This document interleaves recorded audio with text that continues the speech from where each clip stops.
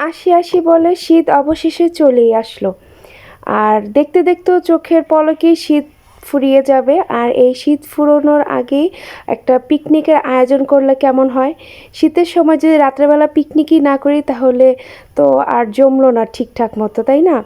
Hello everyone, আসসালামু আলাইকুম সবাইকে। কেমন আছেন আপনারা?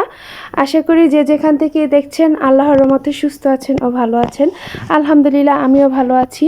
আমি জেনাস ফ্যামিলি ব্লগ থেকে চলে এসেছি নতুন একটি ব্লগ ভিডিও নিয়ে।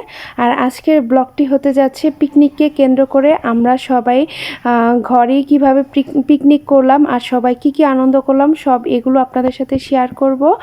আশা করি ভিডিও শুরু থেকে শেষ অবধি পাশেই থাকবেন। তো চলুন পিকনিকের সকল আয়োজন আপনাদের সাথে এক এক করে শেয়ার করে ফেলি। পিকনিক করব মূলত প্ল্যান করা হয়েছিল আমাদের ফ্ল্যাটের 3 জন নেইবার মিলে। তো এদের মধ্যে আমরা সিলেক্ট করি আমরা পিকনিকের খাবার আইটেম হিসেবে রাখবো।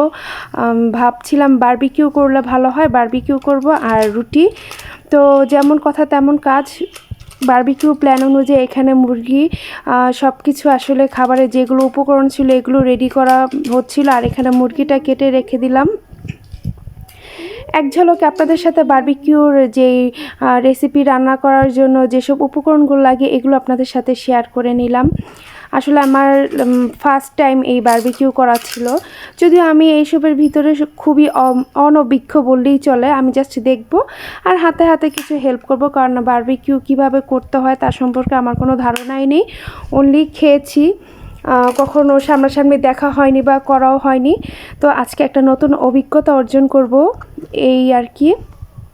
এখানে কিছু উপকরণ টেবিলে সাজানো ছিল। আর হ্যাঁ, বারবিকিউর মূল যেই জিনিসটা হচ্ছে এটা হচ্ছে লোহার শিক। এই শিকটা আসলে আমার নেইবার ফ্রেন্ড ও এটা সম্পূর্ণ মেক করে এনেছিল।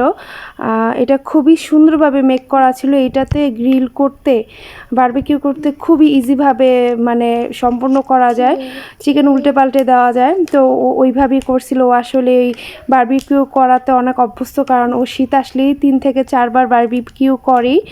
তো ওর থেকে আমি রেসিপিটা শিখছিলাম আর দেখছিলাম আসলে কিভাবে কি প্রসেসিং, যেহেতু আমি কখনো নিজে করি নাই। তো ওর থেকে আমি বসে বসে সম্পূর্ণ রেসিপিটা দেখে নিলাম আর ভিডিওতেও ক্যাপচার করে নিলাম।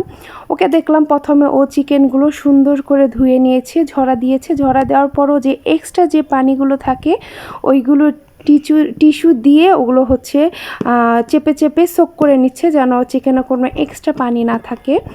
তো এগুলো আস্তে আস্তে চেপে চেপে যখন এগুলো সম্পূর্ণ চিকেন মুছা হয়ে যাবে তারপরে হবে ম্যারিনেশন করা। আর ম্যারিনেশন করতে যেসব উপকরণ লাগে আপনাদের আমি এক ঝলক অবশ্য দেখিয়ে দিয়েছি। তো চলুন এবার দেখি কি দেওয়া হচ্ছে ম্যারিনেশনের ক্ষেত্রে। এখানে ও বিভিন্ন ধরনের মশলা নিয়েছে, যেমন হচ্ছে গোলমরিচ প্রথম অবস্থায় দেওয়া হবে, গোলমরিচের গুঁড়ো আর লবণ তো অবশ্যই দিয়ে দেওয়া হবে। আর হচ্ছে লেবুর রসটা দিবে। যেহেতু ব্রয়লার মুরগি নিয়েছি আর লেবুর রসটা দেওয়ার কারণে কিন্তু একটা কেমন বাজে স্মেল থাকে ব্রয়লার চিকেনের মধ্যে, ওই স্মেলটা আর হবে না। আপনারা অবশ্যই এরকম গ্রিল করার সময় বা বারবিকিউ করার সময় লেবুটা অ্যাড করবেন, তাতে এক্সট্রা যে বাজে গন্ধটা থাকে সেটা আর থাকবে না। প্রথম ধাপে আমরা চিকেনের মধ্যে গোলমরিচ আর হচ্ছে লেবু দিয়ে লবণ দিয়ে ম্যারিনেশন করে ফেললাম। এটা কিছুক্ষণের জন্য রেস্টে রেখে দেব। এটা হচ্ছে প্রথম ধাপ। অ্যান্ড দ্বিতীয় ধাপের জন্য আমরা যেই মশলা উপাদানগুলো রেডি করছিলাম এর মধ্যে ফার্স্টে ঢেলে দিলাম টক দই। টক দই তো মাস্ট, এটা লাগবেই। টক দইটা সুন্দর করে ফেটে নেওয়া হচ্ছে যেন কোনো ছাকড়া ছাকড়া ভাব না থাকে। এটা ভালো করে একেবারে ছেঁকে নেওয়ার পরে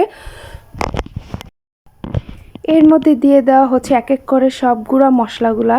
যেমন হচ্ছে প্রথমে মরিচের গুঁড়া দিয়ে দিল, তারপর দিয়ে দেওয়া হচ্ছে ধনিয়ার গুঁড়া, তারপরে এখানে গোলমরিচের গুঁড়াও দেওয়া হয়েছে। আর আমরা যে প্যাকেট মশলাগুলো কিনে রেখেছিলাম সেগুলো এক এক করে সবগুলো অ্যাড করে দিব, যেহেতু এখানে চিকেন বেশি হয়েছে।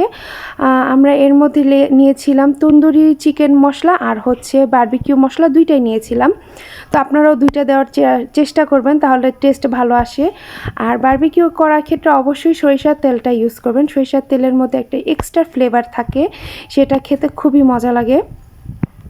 তো এর মধ্যে আর সরিষার তেল আরও টুকটাক কিছু অ্যাড করে এখানে হচ্ছে সুন্দর করে গ্রেভিটা বানানো হচ্ছে।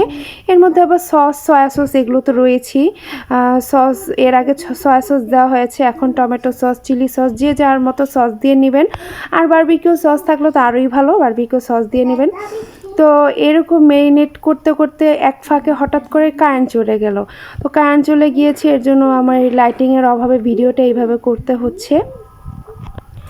এখানে যে গ্রেভিটা বানায় রাখছিলাম, ম্যারিনেশন রাখা চিকেনটার উপরে এটা ঢেলে দিচ্ছি। ফার্স্ট স্টেপে তো আমরা অল্প মশলা দিয়ে ম্যারিনেশন করে কিছুক্ষণের জন্য রেস্টে রেখেছিলাম। এখন আপাতত যে রেস্টে রাখবো এটা হচ্ছে লং টাইমের জন্য। এটার মধ্যে আপনারা যতটুকু সময় রেস্টে রাখবেন মশলাটা তত সুন্দর করে চিকেনের ভিতরে ঢুকে যাবে।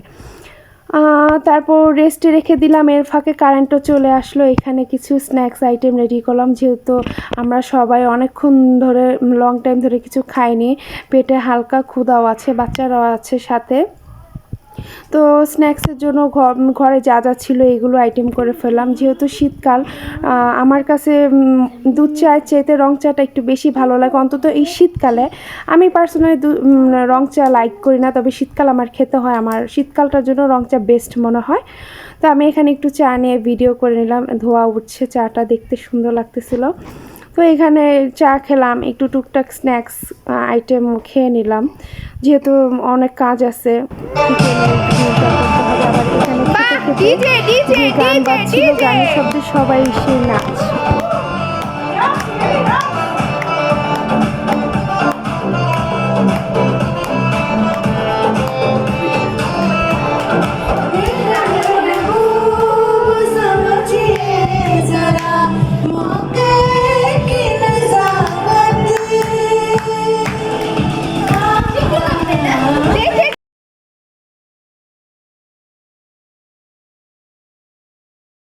নাচে গানে আনন্দে মেতে উঠলাম। প্রায় 3 থেকে 3.5 ঘন্টার মধ্যে আমরা কিছুটা পার্টি করে নিলাম, নেচে নিলাম, গেয়ে নিলাম, খুব আনন্দ হলো। আমার লাইফের সবচেয়ে বেস্ট করা এই পার্টিটি ছিল, আমি আসলে কখনো ভুলতেই পারবো না। এতটা হেসেছি আর এতটা উন্মাদ হয়ে গিয়েছিলাম নাচতে নাচতে সবাই, মানে যে যার এজ, যে যার ডিস্টেন্স, মানে সব কিছুই ভুলে গিয়েছিলাম।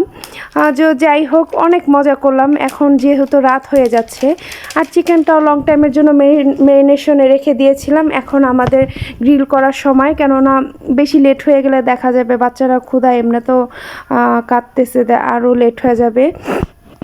তো অবশেষে ছাদে চলে আসলাম। যেহেতু আমি অনভিজ্ঞ, আমি আমার নেইবার ফ্রেন্ডের কাছ থেকে আমি এগুলো সব বসে বসে ভিডিও ক্যাপচার করছি, দেখছি, আসলে শিক্ষা নিচ্ছি, কারণ শিখার কোনো বয়স নেই। সব কিছুতেই একটা নতুন করে শিক্ষা পাওয়া যায়। কিভাবে রেসিপিটা কিভাবে কি করতে হয় আমি সব কিছু বসে বসে জাস্ট অবজার্ভ করছিলাম। তো এখানে দেখলাম ও সুন্দর করে গ্রিলটা মানে এখানে সেট আপ করছিল, যেহেতু ও পারে, আসলে ও জানে, ওর থেকে আমি দেখা। তো এখানেও এই যদিও বাইরে তেমন ঠান্ডা ছিল না ভাগ্যিস। লাস্ট 1 সপ্তাহ আগে যেই শৈত্যপ্রবাহ পড়েছিল, যে শীত পড়েছিল, এই শীতটা থাকলে হয়তো বা আমরা ছাদে এইভাবে থাকতে পারতাম না, আমাদের সাথে যেহেতু ছোটো বাচ্চারাও ছিল। কম ঠান্ডা থাকাতে অনেক মজা করেছি। এখানে বক্স বাজছিল, সাথে বারবিকিউ হচ্ছিল, দেখছিলাম, সবাই গল্প করছিলাম আর অপেক্ষা করছিলাম কখন রান্না হয়ে যাবে। আর সুন্দর একটা স্মেল বের হচ্ছিল, স্মেলটা এত সুন্দর ছিল, শুধু বসে বসে অপেক্ষাই করতেছি কখন হবে, কখন খাবো। আর নতুন করে শিখে নিলাম যে আসলে এটা কিভাবে কি করতে হয়। সেদিনকার দিনটা এত সুন্দর যাবে আমি কখনো কল্পনাও করিনি। তো এখানে আবার মাঝে মাঝে অয়েল ব্রাশও করে দিয়েছিল, কেননা চিকেনগুলো রাফ হয়ে যাবে যদি। এখানে ম্যারিনেশনের সময় অবশ্যই সরিষার তেল দিয়েছি, তবে উপরে অয়েলটা ব্রাশ করা খুবই জরুরি, না হলে চিকেন একেবারে হার্ড হয়ে যাবে, জুসি ভাবটা থাকবে না। আর অয়েল ব্রাশ করার ক্ষেত্রে অবশ্যই আপনারা সরিষার তেলটা ইউজ করবেন, তাহলে এটার মধ্যে স্ট্রং একটা ফ্লেভার আসে। ছাদে বারবিকিউ হচ্ছে আর সাথে যে সালাদ হবে না, রায়তা হবে না, তা কি হয়? রায়তা ছাড়া কি বারবিকিউ জমে? আমি এখানে রায়তা বানানোর জন্য সব কিছু উপর করে নিয়ে নিলাম। আর এগুলো হচ্ছে সেই বারবিকিউর গ্রেভিটা, বাসায় এসে জাস্ট ভুনা করে নিলাম। এই গ্রেভিটা দিয়ে রুটি দেওয়া খাওয়া হবে। এখানে পরোটা আমি আগে থেকেই বানিয়ে রেখেছিলাম, যেহেতু আমি বারবিকিউর কোনো কাজ করতে পারি না, তো আমি সাইড ডিশ হিসেবে যেগুলো ছিল পরোটা আর হচ্ছে রায়তা, এগুলোর দায়িত্ব নিয়েছিলাম। আমি বাসায় এসে পরোটা আর রায়তাগুলো করে ফেললাম। এই যে আমার রায়তার ফাইনাল লুক। আর এই যে হচ্ছে গ্রিল, দেখেন কি লোভনীয় দেখাচ্ছে, পুরা পুরা উফ! দেখে আমি আসলে ভিডিও এডিট করার সময় আমার আবারও খেতে ইচ্ছে করছে, এত সুন্দর। আমরা এই পিকনিকের শেষে একটা গেম রেখেছি, বালিশ খেলা। তো বালিশ খেলা যে জিতবে সে একটা আকর্ষণীয় গিফট পাবে, সেই অনুযায়ী খেলা আয়োজন করা হয়েছিল। তো আশা করি আজকে ভিডিওটি আপনাদের কাছে ভালো লেগেছে। আর বড় করব না, দেখা হবে আরেকটি নেক্সট কোনো ভিডিও নিয়ে। সেই অবধি আল্লাহ হাফেজ।